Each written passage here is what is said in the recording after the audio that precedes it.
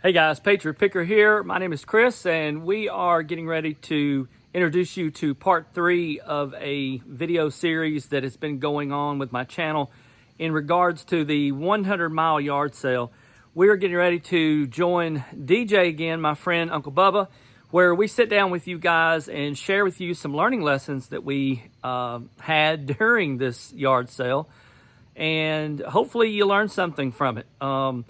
A lot of tips, a lot of things that you don't necessarily think about when you're all excited and pumped up and the yard sale's going on and you're traveling to and fro and you run into situations such as the one that we're going to talk about today.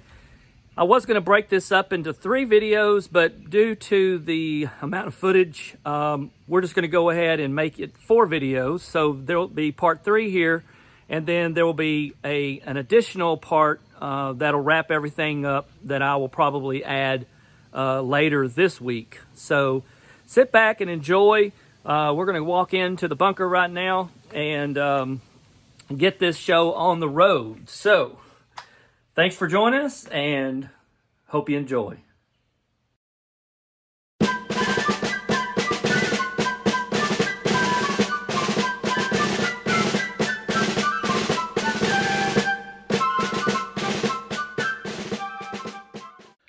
Hey guys, Patriot Picker here, and we are going to do our very best to kind of give you a little bit of some story behind our picking over this past weekend at the 100-mile yard sale. I think it's always good for our viewers to get a little bit of a personal story behind, that picking is not something that you'd go out and just grab something up and ask for a price and walk off. There's a lot of times that the process involves meeting people, interacting with people, networking with people. It involves just really talking down to earth to the community. You would agree? Absolutely. Yeah. It's good to get to know in the limited time we do spend with the sellers, just as a little more than a hello, how are you? Exactly. Sometimes you carry on a little conversation and get a little personal background in them and why they're doing this and what's even for sale. Even why are you selling this? Right. What's the reason behind it? And stuff like that. So we've picked some items, and we're going to talk to you about them and share a little bit of backdrop that, again, picking is. And I just want to make that point that picking is more than just grabbing something and running away with it and listing it on your store and getting a big profit. Okay, right. There's more that goes into that. So, do you have something else you want to say real quick? No. Okay. So what I'm going to do is I'm going to start us off, and we've got some funny things we're going to say. We've got some funny stories. We've got some serious stories, and we've got even probably some lessons here that we've learned this weekend that could even be helpful to you guys watching the video. So, without further ado, let's get into it. All right, so I'm going to start off and talk about how husbands and wives tend to operate at a yard sale. You can walk up to a yard sale and you can find a husband and a wife, and the wife will say one thing and the husband might say a totally different thing.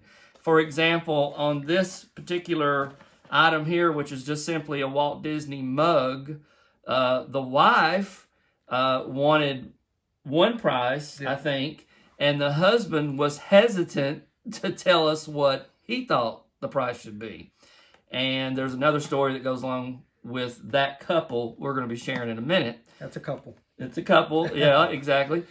And not only that, but when it comes to the title of this particular yard sale, we call it the 100-mile yard sale, and it was a good probably 30 minutes up the road, wasn't it, for where we traveled to get to this particular yard sale, and we learned some stuff from it. Okay, so that's just a little bit of some knowledge that when you walk up, you can sometimes get some different stories. It's important to find out who you need to talk to get whatever you need answered, right? Right. Okay. Now, at that particular yard sale, we learned that this gentleman was also A reseller. a reseller. And whenever you work with somebody at a yard sale who is also a reseller, that can either be good or that can be bad. And in our case, we experienced both. Right. In the same sale. Exactly. And so what we're going to do right now is I'm going to let DJ kind of tell you how it got started, and then I'll chime back in just a second. So we pull up to this yard sale, and was the husband and wife both outside at the time? I don't remember if they both were. No, it was just the husband at first. Okay. We walked up there. They had some decent stuff sitting out. A little pricey, but they were working with another buyer there, and they seemed to be negotiable about it. And Chris said, I see you have some board games here. What's up with them? I said, oh, I'm the board game king. And I screamed from the background, no, you're not. Chris said, I'm the board game king. Board game king. I'm sorry. Yeah. And he said, oh, yeah. And so they started having a little bickering fight. How many games do you have? What do you have? I have this. What do you have? I stepped away. I was laughing the whole time because I didn't know what was going on. And I said, oh, you want to come down to my basement? As pickers, we're like, yeah. Let's see what you got, buddy. And I told Chris, going down there, I'll stick around up here and keep looking around. And I just hear a screech, DJ, get down here. So I come running down there, and the dude's basement is just full of bags and boxes, totes, everything, full stuff to be resold. Not that many board games for the board game king. Right. We were expecting, a whole back wall full of. We thought he was taking us down to show us board games. Right, to show us his collection. And we get in there and find out. And he showed us his inventory. Yeah. eBay inventory and all. Right. And he actually invited us while his yard sale was going on in his carport, in his yard. He said, if y'all want to pick around in here, have at it. Chris and I said, we don't need the yard sale anymore. Here it all is for us. Uh-huh. He showed us around. He gave us some stories. And we picked out a few things from the basement. And then I'll let you take it from there. So once we got down in there, we started realizing that the guy was trying to get back upstairs because he didn't want his wife to be by herself, or he didn't want the yard sale to be by itself with nobody out there.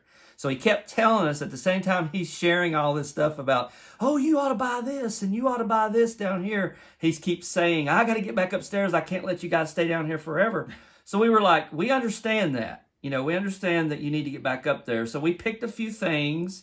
And for example, one thing that, I went after, we talked about board games. So one thing that I picked up from him immediately was this Renaissance chess set.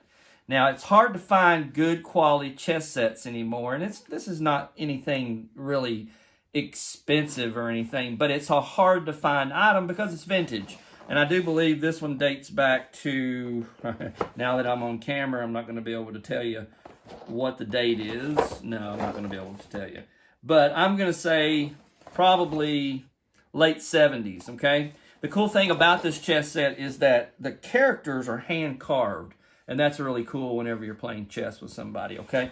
So we picked a few items up. Yep. And DJ's going to tell you what he picked up, and then we're going to pick back up the story and tell you what happened next. Right.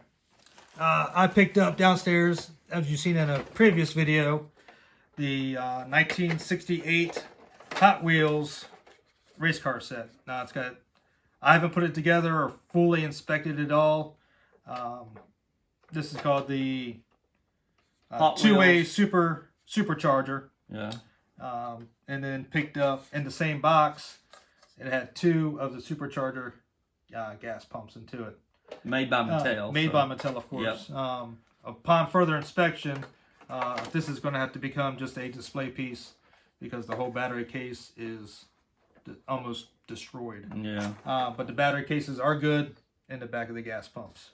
So that wasn't too terrible. Plus, it came with all the track. So now you pick up a lot of track with I it. do pick up some track, yeah.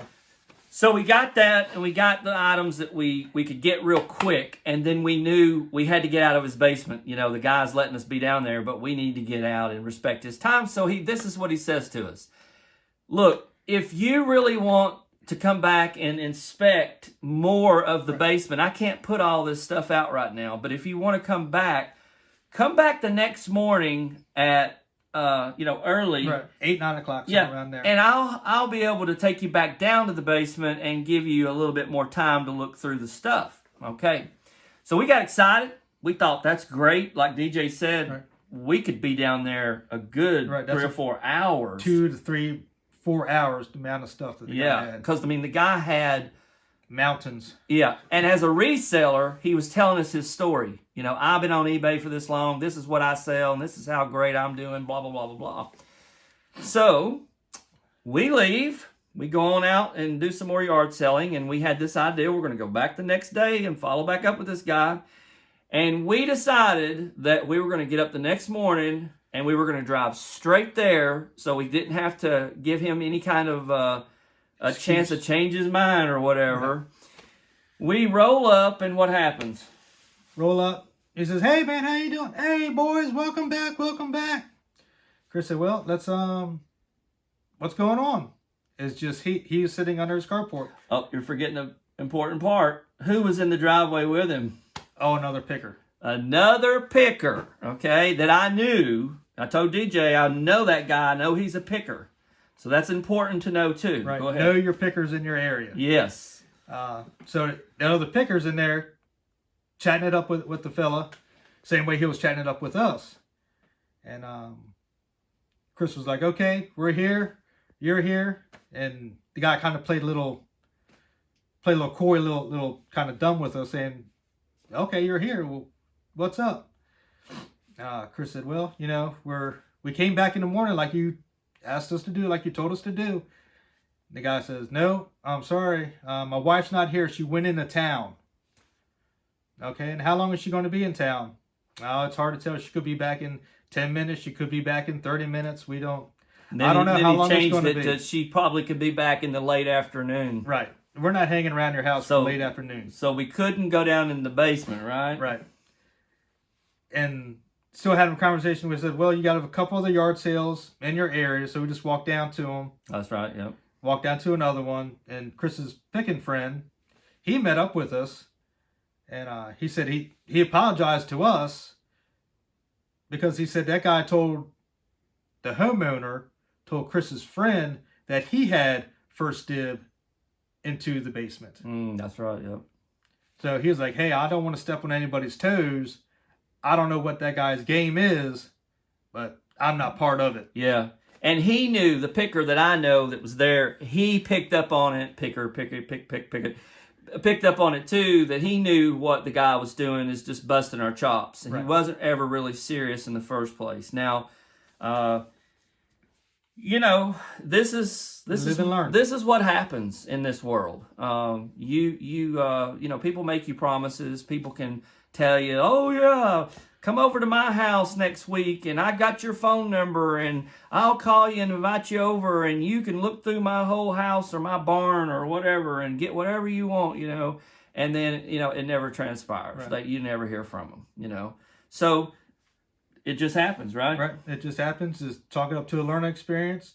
As I've been saying all weekend long, it's just another chapter in your picking book. Write the end and that guy's name underneath of it. And out the door he goes, and on to the next one. And he did give us his contact information and said, "Just call me. Y'all can come back later." And I was just like, I pulled out, and I was just like, told DJ, "No, we're done. We're done here." And so anyway, that's a little bit of a lesson. Okay, so what did we learn by doing that? You have to see through people's BS. Yeah. Unfortunately. Yeah. It's just one of those things where you can't guarantee that just because someone tells you something that it's gonna happen. Right. And we as resellers, what do we love to do? We love it when someone says, "Come down into our basement." okay? Because that's like gold, right? That's like we walked into the picking heaven. But we have told you guys stories in the past about where we did go into someone's basement and pick, and we come out with a ton of stuff, and it was successful. So you just never tell what's going to happen. Right. All right, guys, I hope you enjoyed that video. I hope you learned something. And if you have some comments, please do leave them below. I love to hear feedback from my videos, and I love to hear your stories as well. Feel free to share whatever you think about the content that we just delivered to you.